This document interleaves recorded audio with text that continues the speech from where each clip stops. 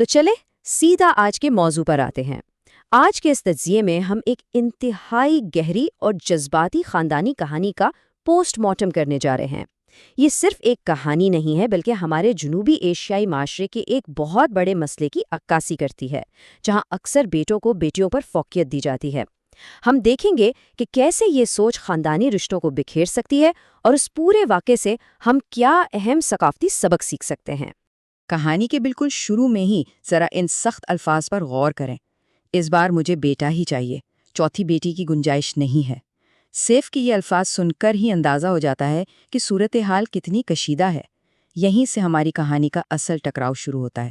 آپ خود سوچیں، جب ایک مرد وارث کی چاہت اس قدر ذہن پر سوار ہو جائے کہ انسان کو اپنی ہی اولاد بوجھ لگنے لگے تو اس کا انجام کیا ہوگا؟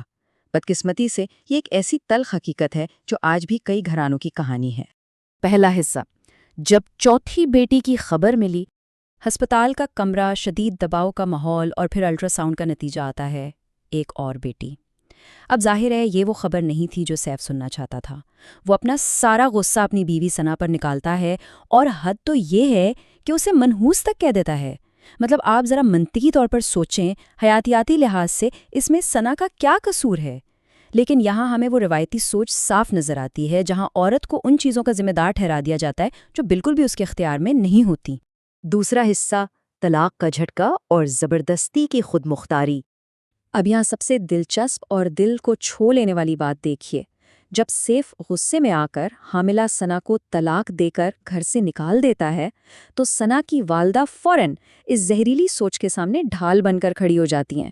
وہ کہتی ہیں، بیٹیاں بوجھ نہیں ہوتی، بیٹیاں تو گھر کا عالیشان زیور ہوتی ہیں۔ یہ الفاظ ثنا کے لیے کسی مرہم سے کم نہیں۔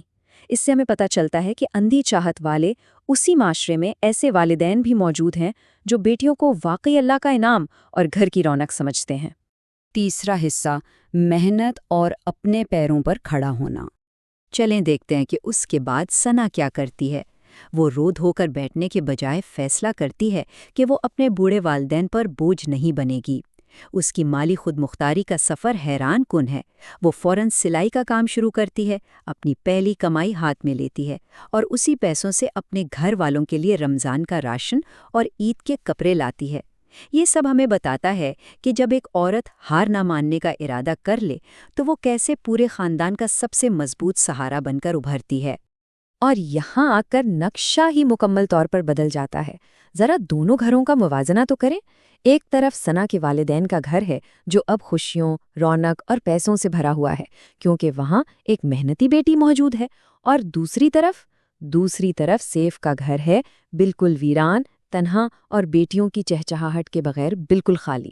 یہ ایک زبردست مثال ہے کہ بیٹیاں واقعی گھر کی اصل رونق ہوتی ہیں اور ان کے بغیر گھر کا کیا حال ہوتا ہے۔ چوتھا حصہ، اور پھر آیا شوہر کا گہرا پچھتاوا۔ اب سیف اکیلے اس ویران گھر میں بیٹھا ہے اور اسے شدت سے احساس ہوتا ہے کہ اس نے محض ایک بیٹے کی ضد میں اپنا ہنستا بستا گھر خود اپنے ہاتھوں سے اجاڑ دیا۔ اصل بات یہ ہے کہ وہ صرف افسوس نہیں کرتا بلکہ ایکشن لیتا ہے۔ وہ اپنی بیٹیوں کو یاد کر کے روتا ہے۔ اس کی والدہ اسے بتاتی ہے کہ طلاق چونکہ ابھی قابل واپسی ہے اس لیے رشتہ بچایا جا سکتا ہے۔ وہ گڑ گڑا کر اللہ سے معافی مانگتا ہے اور پھر جا کر ثنا کے سامنے ہاتھ جوڑتا ہے۔ یہ اس کا اپنی غلطی کو سچے دل سے تسلیم کرنے کا لمحہ تھا۔ پانچواں اور آخری حصہ، صلح اور وہ حتمی انعام۔ سیف بالآخر اپنی بیوی اور بیٹیوں کو واپس لے آتا ہے اور اس کے گھر کی رونقیں لوٹ آتی ہیں۔ لیکن کہانی کا کلائمیکس ابھی باقی ہے دوستو۔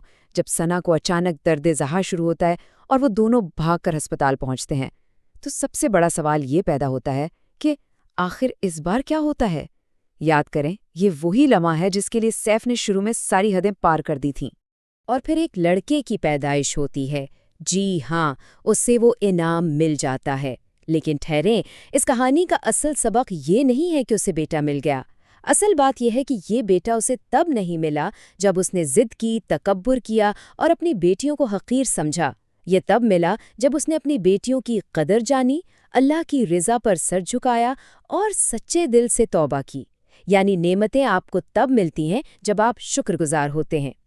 اور اسی لیے آج کے اس پورے تجزیے کا نچوڑ صرف ایک لائن میں ہے، بیٹیاں بوجھ نہیں بلکہ اللہ کی سب سے خوبصورت رحمت ہوتی ہیں۔ جو انسان بیٹیوں کی قدر کرتا ہے اس کی زندگی خود بخود برکتوں سے بھر جاتی ہے۔ تو چلتے چلتے ایک لمحے کے لیے سوچیے گا ضرور، کیا ہمارے ارد گرد کے معاشرے میں اور کیا ہمارے اپنے گھروں میں آج بھی بیٹیوں کو وہ حقیقی مقام اور عزت مل رہی ہے جس کی وہ اصل میں حقدار ہیں؟